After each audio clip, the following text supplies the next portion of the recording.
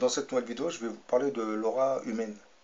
L'aura, c'est une sorte de nuage coloré qui envelopperait le corps de chaque être humain. Il serait lié à la fréquence vibratoire de notre âme.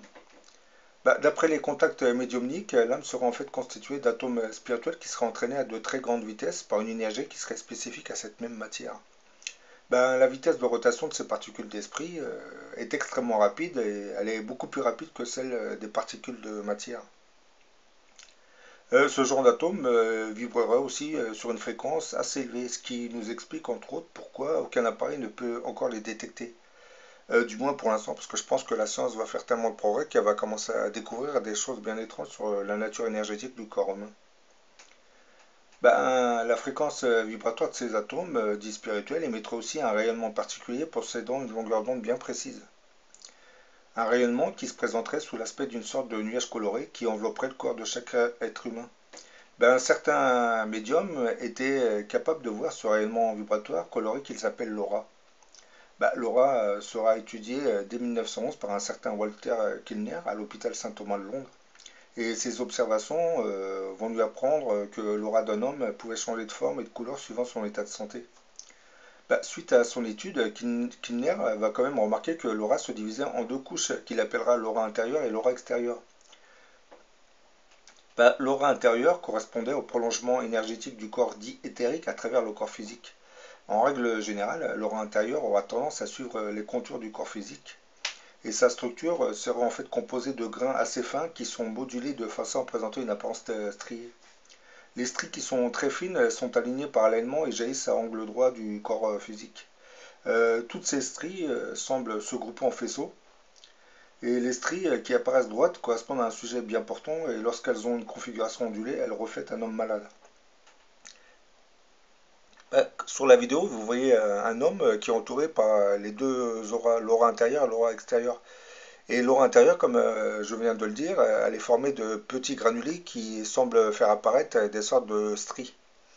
Et celles-ci, comme vous voyez, elles apparaissent, elles jaillissent du corps à angle droit. Et bon, il nous explique qu'il n'est que lorsque ces stries sont ondulées, elles sont plus droites, ça correspond à un homme qui est malade. L'aura dite extérieure, celle-ci correspond au prolongement énergétique de l'âme à travers le corps physique. Épaisse d'une cinquantaine de centimètres, sa luminosité multicolore nous renseignerait sur le tempérament et l'état de santé de chaque individu. La différenciation des couleurs qui émanent d'une aura ne dépendra que de l'essence spirituelle qui va animer l'âme d'un sujet, en général. Si celui-ci est un peu évolué, assez névrosé et très attaché à la matière, son âme va émettre une aura composée de teintes dites sombres, noir, rouge ou gris. Elle aura de ce fait une fréquence vibratoire qui serait assez lente. Et une aura teintée par la couleur rouge reflètera souvent le tempérament d'un sujet colérique, voire nerveux. La teinte grise correspondrait souvent au sujet plus ou moins égoïste et avare. Tous les sentiments, désirs et déviances mentales que vivra un sujet imprégnera automatiquement son âme en coloriant son aura. Celle-ci se façonne souvent en fonction de l'éducation que nous recevons. Vous avez un certain Alice Bailey disait, il y a plusieurs années de ça, chaque individu vibre selon une fréquence particulière. Ceux qui connaissent et pratiquent la clairvoyance savent que toute matière vibre, résonne et possède sa couleur spécifique. En conséquence, chaque être humain est fait pour émettre un son particulier. Et en produisant ce son, il brille d'une couleur précise. Et la combinaison de ces deux éléments désigne une certaine vibration qui lui est propre. Donc, l'aura d'un homme coléreux et névrosé nous apparaîtra ainsi vibrant sur la teinte rouge. Bon, les multiples couleurs qui émanent d'une aura correspondent en général à la fréquence vibratoire de l'âme. Un homme, par exemple, pourra très bien cacher son véritable caractère, mais les couleurs qui émaneront de son aura le dénonceront toujours, puisqu'elles reflètent son état vibratoire, son état, son caractère. Par exemple, s'il est coléreux, son âme va vibrer sur la teinte rouge. Donc, si ce gars apparaît gentil, dans son aura, on va voir que c'est pas le cas. La science a quand même essayé de retrouver cette aura, et c'est une découverte qui a été faite par hasard. Bah, en 1939, vous avez un certain électricien russe, Semyon Kirlian, qui sera appelé dans un laboratoire universitaire pour y réparer un instrument utilisé dans les traitements en électrothérapie. Et en approchant sa main d'une électrode, bah, il va voir jaillir une forte étincelle. Bah, intrigué, ben, Kirlian va s'amuser à prendre une photographie de cette fameuse décharge électrique en plaçant seulement sa main entre le champ électrique et la pellicule.